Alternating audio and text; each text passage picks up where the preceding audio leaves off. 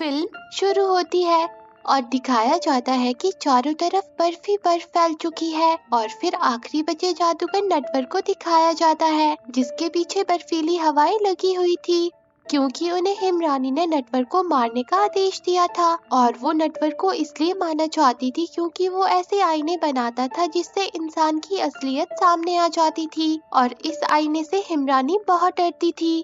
और वहीं बेचारा नटवर किसी तरह अपने घर पहुंच जाता है और वो अपनी पत्नी से अपने दोनों बच्चों को छुपाने के लिए कहता है और बेचारी वो उन दोनों को जल्दी से छुपा देती है और खुद वो दोनों बर्फीली हवाओं में फंस जाते हैं। पर बर्फीली हवा उनके बच्चों का कुछ बिगाड़ नहीं पाती क्योंकि उनके पास जादुई आईना होता है और वहाँ हिमरानी के महल में भोंदू टिल्लू को दिखाया जाता है।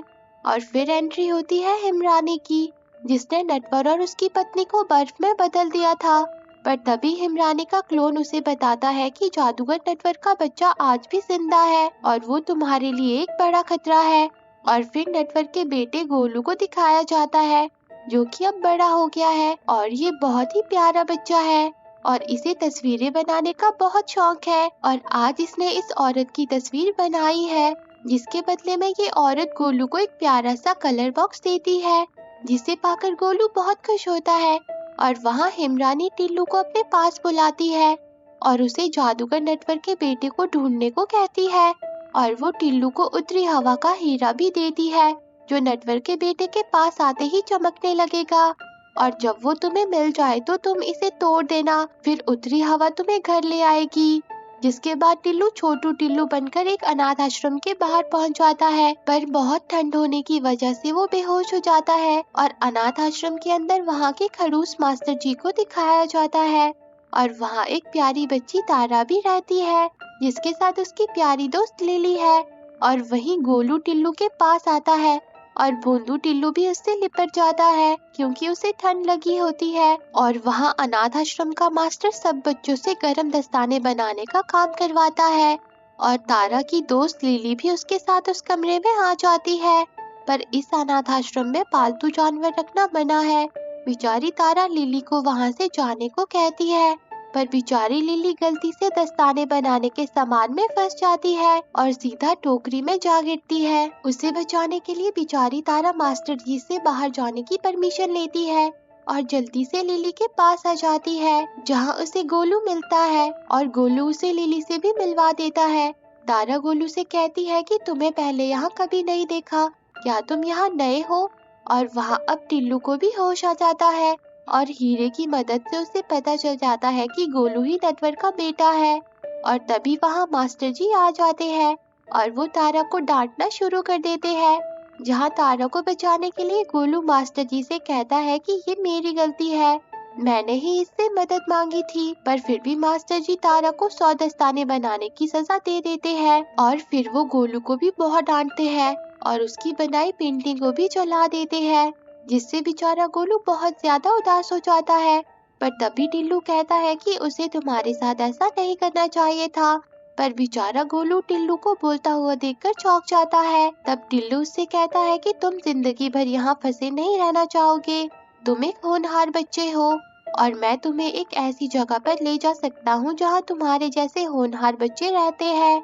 तुम अपनी कला को निखार कर एक महान चित्रकार बन सकते हो। जिस पर गोलू कहता है कि मुझे इस बारे में सोचना होगा। और वहाँ बेचारी तारा और लिली दस्ताने बनाने में लगी होती है जहाँ तारा लिली से कहती है कि तुमने देखा उस लड़के ने मुझे बचाने की कोशिश की, अगर आज मेरा छोटा भाई होता ना तो वो भी बिल्कुल उस जैसा ही होता। और फिर वो पूरे 100 दस्ताने बना देती है जिसके बाद वो गोलू से मिलने के लिए निकल पड़ती है जहाँ वो देखती है कि गोलू ने उसकी प्यारी सी तस्वीर बनाई है। और तभी वहाँ गोलू आ जाता है पर तारा उससे छिप जाती है और वो तारा की तस्वीर को लेकर टिल्लू के साथ जाने के लिए तैयार हो जाता है। पर तभी टिल्लू देखता है कि उसका हीरा चमक नहीं रहा। पर जैसे ही वो तारा की ओर बढ़ता है तो हीरा चमकने लगता है। टिल्लू गोलू से कहता है कि क्या तुम अकेले ही हो? तब गोलू कहता है कि मेरी एक बहन भी थी पर मैंने उसे कभी नहीं देखा। तो टिल्लू कहता है कि ओ अच्छा, तो अब मुझे जादूगर नटवर की बेटी को भी ढूंढना होगा। पर मुझे लगता है कि वो भी तुम्हारे माता पिता के साथ ही चल बसी होगी। पर तभी तारा कहती है कि नहीं, मैं जिंदा हूँ। पर तभी गलती से टिल्लू का हीरा टूट जाता है और बर्फीली हवाएं वहाँ आ जाती है जो उन सबको अपने साथ ले जाने लगती है। पर तारा, टिल्लू और लिली नीचे गिर जाते हैं और बर्फीली हवा गोलू को अपने साथ ले जाती है और टिल्लू भी अब अपने असली रूप में आ जाता है और वो तारा के पास जादुई आईना देखकर घबरा जाता है। वो कहता है कि ये तुम्हें कहाँ से मिला? तब तारा कहती है कि ये तो हमेशा से मेरे पास ही था। और फिर टिल्लू को पता चलता है कि तारा जादूगर नटवर की बेटी है। तारा टिल्लू से पूछती है कि बताओ, तुमने गोलू को कहाँ भेजा है? जिस पर टिल्लू कहता है कि मैंने कुछ नहीं किया, उतरी हवा गोलू को हिमरानी के पास ले गई। तब तारा कहती है कि उसे वापस लाने में तुम मेरी मदद करो, वरना लिली तुम्हें काट लेगी। जिस पर टिल्लू उनकी मदद करने के लिए तैयार हो जाता है और फिर वो लोग अपने सफर पे निकल पड़ते हैं और बर्फ में गिरते पड़ते हुए इस खूबसूरत सी जगह पर पहुंच जाते हैं जहां टिल्लू बहुत घबरा जाता है, पर फिर भी वो खुद को बहादुर दिखाने की कोशिश करता है। पर तभी वहाँ एक औरत आ जाती है जिसके सामने तारा उसके फूलों को छू लेती है और तभी उन फूलों से बहुत ही अच्छी खुशबू आने लगती है, जिसे देखकर वो औरत तारा को अंदर ले आती है और वहाँ उतरी हवा गोलू को हिमरानी के महल में ले आती है, जहाँ हिमरानी उससे कहती है कि मुझे नहीं पता था कि वो बेवकूफ टिल्लू मेरा ये काम कर लेगा। और वहाँ वो औरत तारा से पूछती है कि आखिर तुमने उन फूलों में खुशबू कहाँ से लाई? मैं 10 साल से कोशिश कर रही हूँ, पर पूरे बगीचे में ऐसी खुशबू कभी भी नहीं आई। जिस पर प्यारी तारा कहती है कि मुझे नहीं पता कि ये कैसे हुआ। फिर वो औरत उससे कहती है कि अगर हम साथ मिलकर काम करें तो हम बहुत पैसे कमा सकते हैं, मैं ये फूल बेचती हूँ। पर तारा कहती है कि माफ कीजिए, पर अब मुझे जाना होगा। जिस पर वो औरत तारा पे गुस्सा हो जाती है और वो अपने पौधों को उन पर हमला करने को कहती है। तारा अपने साथियों के साथ वहाँ से बाहर भागने लगती है, पर वो औरत तारा को पकड़ लेती है। पर तभी टिल्लू आकर तारा की मदद करता है और वहाँ हिमरानी का क्लोन उसे बताता है कि जादूगर के 2 बच्चे हैं, हमें दोनों चाहिए। जिस पर हिमरानी गोलू से पूछती है कि क्या तुम्हारी कोई भाई या बहन है, मुझे सच बता दो। पर बेचारा गोलू कहता है कि नहीं, मेरा कोई नहीं है। पर तभी हिमरानी गोलू की बनाई हुई तस्वीर देख लेती है और वहीं अब प्यारी तारा टिल्लू को उसकी मदद करने के लिए शुक्रिया कहती है। जिस पर टिल्लू उससे कहता है कि मैं एक खतरनाक भालू हूँ और मैं रूप बदलकर एक बड़ा सा भालू बन जाता हूँ, ये मुझसे अपने आप ही हो जाता है। और वो अपनी तारीफें करना शुरू कर देता है और फिर तारा लिली और टिल्लू को खाना देती है, जिसके बाद वो तीनों एक गुफा के अंदर आ जाते हैं, जहाँ टिल्लू कहता है कि ये लड़की मुझे अपनी मीठी बातों में फंसा रही है, पर एक बात तो है, उसने जो भी मुझे खिलाया वो स्वादिष्ट था, मैंने वैसा कुछ जिंदगी में नहीं खाया। पर तभी वो गुफा टूटने लगती है और वो तीनों उससे बाहर भाग जाते हैं, पर बाहर उन पर कोई हमला करना शुरू कर देता है और वो एक राजा होता है। पर ये राजा थोड़ा अजीब है और राजा सीधा जाकर पेड़ से टकरा जाता है और बेहोश हो जाता है, जिसके बाद तारा और उसके साथी राजा को वापस महल में लाने के लिए मदद करते हैं, पर उसके महल में हर चीज आधी कटी हुई होती है और तभी राजा होश में आ जाता है और वो उल्टा तारा और उसके साथियों को ही पकड़ लेता है। पर तभी वहाँ उसके 2 बच्चे आ जाते हैं और वो भी बिल्कुल राजा जैसे ही होते हैं और फिर वो तीनों आपस में तारा और उसके साथियों के लिए लड़ने लगते हैं, जिस बीच गलती से उनके महल में आग लग जाती है और राजा और उसके बच्चे आग में फंस जाते हैं। पर बेचारी तारा उनकी मदद करती है और उन सब की जान बचा लेती है और अब राजा को महसूस होता है कि वो गलत था और फिर वो तारा को एक सुंदर सी घोड़ा गाड़ी दे देता है, जिसके बाद तारा अपने छुटकू दोस्तों के साथ आगे बढ़ जाती है, जहाँ प्यारी तारा टिल्लू से पूछती है कि तुम हिमरानी की सेवा क्यों करते हो। तब टिल्लू उससे कहता है कि वो मुझे अपना नौकर समझती है, उसने मुझे अपना गुलाम बना लिया है। जिस पर तारा कहती है कि ये गलत है, तुम उसके गुलाम नहीं हो।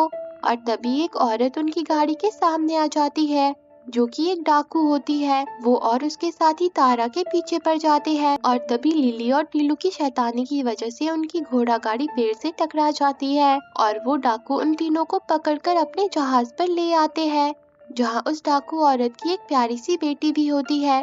वो तारा से कहती है कि तुम लोग यहाँ क्यों आए हो। तब तारा उसे बताती है कि मुझे मेरे भाई को बचाने हिमरानी के पास जाना है। तो वो लड़की कहती है कि अब तो तुम यहाँ से नहीं जा पाओगी, क्योंकि तुम्हें खतरनाक जहाजी डाकुओं ने पकड़ लिया है। जिस पर तारा कहती है कि जहाजी डाकू, पर तुम्हारा जहाज तो एक ही जगह पर जमा हुआ है, वो भी हिमरानी की वजह से। जिसके बाद वो डाकू औरत तारा और टिल्लू से पूछताछ करने लगती है और वो टिल्लू को पकड़ लेती है। तब तारा कहती है कि इसे छोड़ दो, ये मेरी मदद कर रहा है, हम मिलकर हिमरानी को हरा देंगे। फिर वो औरत कहती है कि तुम ना समझ हो, तुम हिमरानी को नहीं हरा सकती। पर तभी उसकी बेटी कहती है कि माँ, हमें इन्हें एक मौका देना चाहिए। और फिर वो तारा को अपना प्यारा हिरन दे देती है और उसे सुरमई इलाके की जादूगरनी के पास जाने को कहती है। जिसके बाद तारा अपने सफर पर निकल पड़ती है और उस जादूगरनी के पास पहुंच जाती है, जहां जादूगरनी उससे उसका आईना मांगती है और उससे कहती है कि आईना सबको उनकी असलियत दिखाता है, इसलिए हिमरानी जादूगर नेटवर्क के आईने से डरती है जो कि तुम्हारे पास है। वो बताती है कि बहुत साल पहले एक समझदार जादूगर के घर में एक प्यारी सी बेटी पैदा हुई थी। उसकी जादुई ताकत बहुत ज्यादा थी और उसका नाम ईशा था, पर जो लोग उसे नहीं जानते थे वो उसे खुद से अलग समझते थे।